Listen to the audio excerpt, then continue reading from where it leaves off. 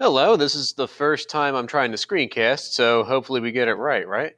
So, what we're going to do, and I'm going to try and give you guys a lesson in about 5 or 6 minutes. This way, if you're ever absent, go back to these videos. If you want to stop in during SMART and you're not sure, and maybe I'm too busy to try and get to you before the timer is up, this is a good way for you to try and hone in on a lesson that you missed, listen to some of the basic material, and we'll try to sum everything up as quickly as we can so things make sense.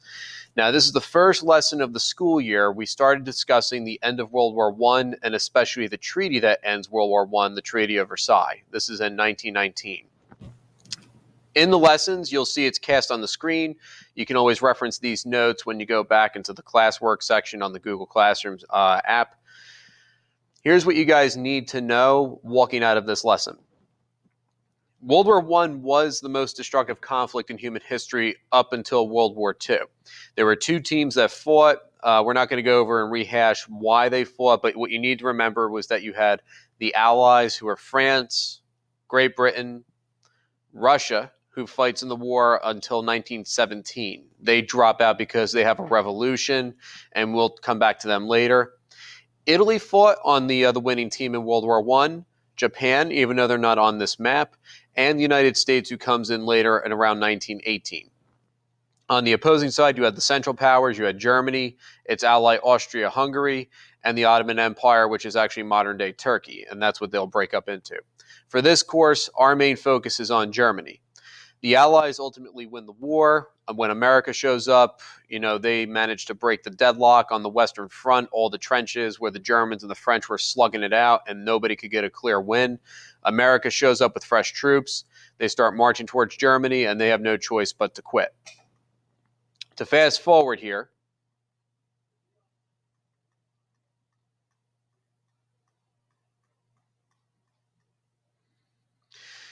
the treaty that's going to officially end the war is known as the Treaty of Versailles. It officially ends World War I in the year 1919.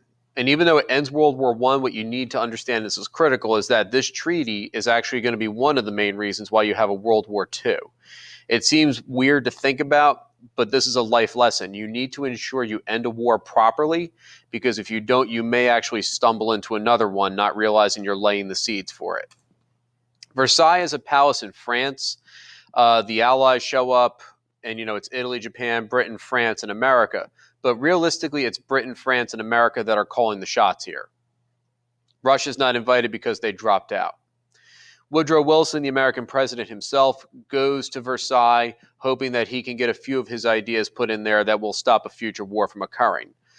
The big idea he has is called the League of Nations, and we'll circle back to that in a second. Here's how the treaty ultimately plays out. The Treaty of Versailles, America, France, and Britain, they have different ideas on how to go about writing the treaty, but ultimately it's going to focus on Germany and punishing Germany so that they can't cause another world war.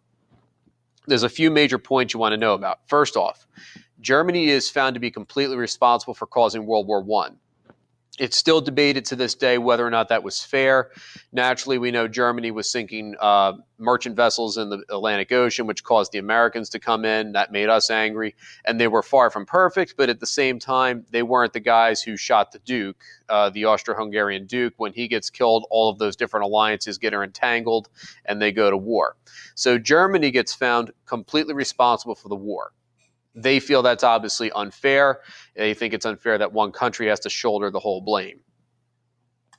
And problem number two, whoever is responsible for a war is the one that's going to have to pay for it. So they give Germany the bill, and the bill comes in at about $33 billion, which, don't focus on that number. I want to put this in perspective. They're expected to pay France and Britain for the damages of this war, and they're expected to pay what is the equivalent of 50% of all the gold ever mined in history. Germany does not have half of the world's gold at that moment in time. No nation just had 50% of the world's gold. It doesn't work that way. So realistically, is Germany able to pay for a war with half of the world's gold when they themselves didn't even win the war? Absolutely not. So they're eventually going to end up going pretty much bankrupt because of this treaty. To ensure that they could never start another world war, they also pretty much took away Germany's military. The army was reduced to 100,000 men, down from several million. Pretty much no navy, no air force, no tanks. They're not allowed to have any of the new weaponry that made its debut in World War I, whereas everybody else pretty much gets to keep it. And realistically, you're going to be very upset about this if you're Germany, because in the event of another war, you're defenseless. You're broke. You have no way of actually protecting your country if another war breaks out. This one is a huge ticking time bomb. Germany is going to lose a lot of its territory. So they lose overseas colonies, which were in Africa, but that's not really important for this part of the course. What we want to focus on is that they actually carve pieces of Germany off itself in Europe. Let's look at the map. Here's the way the world looked before World War I. Here's the way it looked after World War I. So beforehand, if you look at Germany, Germany is fairly sizable. There's the Austro-Hungarian Empire. And Germany has a pretty decent sized territory in the center of Europe. After the war is over, you'll notice they create new countries that never used to exist before. The hope was that if we give all these different peoples their own country and everybody has their own homeland, that it would decrease the likelihood of a war. You can see the Austro-Hungarian Empire got completely split up. There's really nothing left, except now you have Czechoslovakia, Austria, and Hungary. But let's look at Germany. Poland is a new kid on the block. They never had their own country prior to this, and this is a chance for them to actually have a place to call their own. But if you look at the map, the problem is the only reason they exist is because they had to take pieces of Germany and Russia to make it happen. New countries like Estonia, Latvia, and Lithuania are created. Here's Poland. This is also Germany. So right off the bat, you should notice there's two pieces of Germany. You got the bigger piece and you've got the smaller piece. And a piece of Poland is touching the water. This way they can actually engage in trade. They can bring ships in. But you've effectively cut some German-speaking people off from all the other German-speaking people. You could probably predict that eventually there's going to be somebody, you can guess who, Hitler, who wants to put these countries back together and put his German-speaking people back together. He's going to start using that as an excuse to launch a war down the road. Last but not least, Woodrow Wilson does manage to get the League of Nations created. That's the good news. In theory, the League of Nations sounds like a good idea. Instead of countries fighting out their differences, they would sit down and talk about them like civilized people. Sounds good in theory.